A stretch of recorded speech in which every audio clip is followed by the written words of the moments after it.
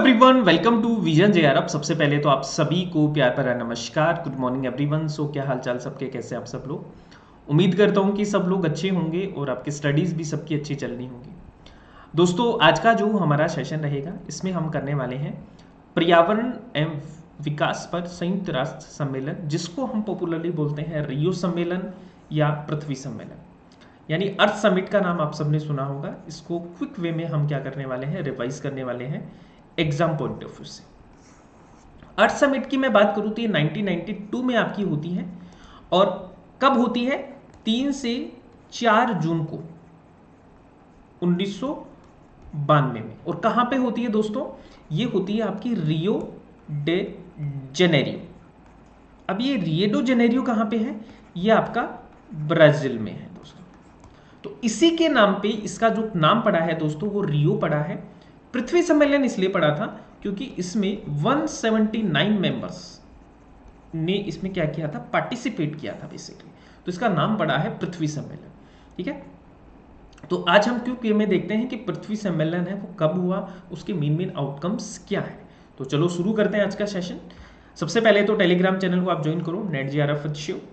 इसके बाद में दोस्तों अगर आपने जेआरएफ अड्डा को इंस्टॉल नहीं किया तो जल्दी से कीजिए, क्योंकि यहाँ पे आपको मिलेगा early bird batch paper 1 paper 2 दिसंबर के लिए, जहाँ पे आपको complete batch test series handbook ये सब आपको मिलेंगे।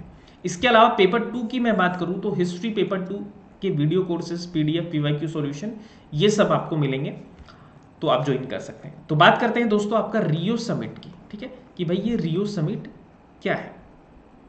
तो जैसा कि मैंने बताया, रियो समिट आपकी कहाँ पे होती है? रियो डे जेनेरियो में होती है 3 से 14 जून तक। ठीक है, उसके बाद में इसको हम United Nation conference on environment and development भी बोलते हैं, यूएनसीईडी 1992 में। और ये कहाँ पे होती है? ब्राजील में होती है। अब ये हुई क्यों थी दोस्तों? सम्मेलन का कारण क्या था? रीजन फॉर द कॉन्फ्रेंस क्या था? क्योंकि हुआ ये कि पूरे वर्ल्ड के जो लीडर्स थे वो एक जगह इकट्ठा हुए और पर्यावरण संरक्षण के मुद्दों पर चर्चा करना और उनका समाधान निकालना, जिससे कि हमारा जो वैश्विक तापमान बढ़ रहा है, यानी ग्लोबल वार्मिंग आपकी जो हो रही है, ठीक है, संपोषणीय विकास, ठीक है, उष्णकटिबंधीय वर्षा वनों का संरक्षण आदि मुद्दे इसमें क्या थे, शामिल थे आपके। Global warming, sustainable development, conservation of tropical rain forest, इन मुद्दों पर यहाँ पे क्या हुई थी, चर्चा हुई थी। अब मैं जब अर्थ समिट की बात करता हूँ, जैसे हमने बात की कि 1992 में होता है और 169 सदस्य यानी मेंबर्स थे जिन्होंने इसमें क्या किया था, आपका पार्टिसिपेशन दिखाया था। अब यहां से आपको 3 चीजें निकल के आती हैं। अर्थ समिट की 3 सिस्टर कन्वेंशन होती है। ठीक है, इनकी क्या है, 3 सिस्टर कन्वेंशन है अर्थ समिट की। अब वो 3 सिस्टर कन्वेंशन कौन कौन सी है? पहली है दोस्तों UNFCCC, UNFCCC। दूसरी है आपकी CBD और तीसरी है आपकी एजेंडा 21। अब जो UNFCCC है दोस्तों, ये तो आपको पता होगा ये किससे रिलेटेड है, ये आपका जलवायु परिवर्तन से रिलेटेड है और बायोडायवर्सिटी से, ये जैव विविधता से रिलेटेड है, और ये आपका है सतत विकास से रिलेटेड।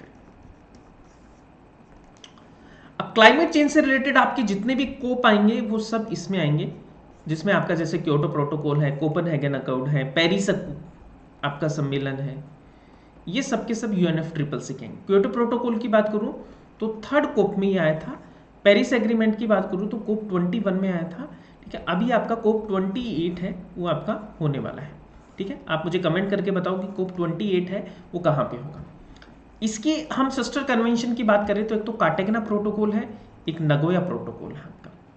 सतत विकास की बात करें तो UNCCD आपका होता है बेसिकली, कब होता है बताओ, 2000 कब होता है, एक बार सब लोग बताइए। ये आपका 1994 में होता है। ठीक है, और फिर आपका रियो डिक्लेरेशन और रियो +10 ये आपका 2002 में होता है, और रियो +20 ये आपका 2012 में होता है। रियो +10 को बोलते हैं world summit on sustainable development, और रियो +20 को बोलते हैं United Nation conference on sustainable development, जो कि 2012 में होती है। तो इस डायग्राम को आपको जरूर याद रखना है। ठीक है, तो एजेंडा 21 आपका निकल के आता है, फॉरेस्ट प्रिंसिपल निकल के आते हैं, और framework convention on climate change. तो हम बोल सकते हैं कि जो ये समिट हुई थी इसकी 3 सिस्टर कन्वेंशन हुई थी, है ना। तो एक तो हमने बात की पहली, देखो ये 3 सिस्टर कन्वेंशन है, UNFCCC, CBD और एजेंडा 21। तो पहली है आपका जलवायु परिवर्तन पर framework convention on climate change, जिसका मेन मकसद था कि जलवायु तंत्र के साथ खतरनाक मानवीय हस्तक्षेप को रोकना, ठीक है। तो ये चीज आपको याद रखना। दूसरा है दोस्तों आपका जैव विविधता पर कन्वेंशन, यानी कन्वेंशन ऑन बायोलॉजिकल डाइवर्सिटी। तो कन्वेंशन ऑन बायोलॉजिकल डाइवर्सिटी है दोस्तों, ये इसके आपके 3 हैं आपके, एक तो देखो कार्टेगना आपको जरूर याद रखना है, एक आपका नगोया है दोस्तों, ठीक है। जेनेटिक रिसोर्सेज और आपके जो लिविंग मॉडिफाइड ऑब्जेक्ट्स हैं उनको बेसिकली उनके रूल्स एंड रेगुलेशन को निर्धारित आपके कार्टेगना, है ना, और ये नगोया प्रोटोकॉल है जो आपके करते हैं। तो ये चीज़ हमें याद रखनी है। तो ये जो कन्वेंशन ऑन बायोलॉजिकल डाइवर्सिटी है, ये आपका जब अर्थ समिट हुआ था तो इस ड्राफ्ट को पृथ्वी सम्मेलन में विभिन्न देशों के हस्ताक्षर के लिए रखा गया था। तो ये चीज़ हमें याद रखनी है। उसके बाद में आपका तीसरा जो आता है दोस्तों, जो एजेंडा 21 की हम बात करते हैं, तो इसमें आपका है मरुस्थलीकरण को रोकना। तो होता क्या है, 1997 में आपकी UNCOD होती है, United Nation conference on desertification and plan of action to combat desertification, इसको अपनाया गया, लेकिन ये सक्सेसफुल नहीं होता है। फिर दोस्तों जब 1992 में कन्वेंशन होता है आपका, तो UNCD की बात की गई यहाँ पे, और finally United Nation convention to combat desertification 1994 में इसको अपना लिया गया था, ठीक है। तो ये चीज़ भी आपको याद रखनी, कब कहाँ पे अपनाया गया था, पेरिस में अपनाया गया था 1994 में, ठीक है।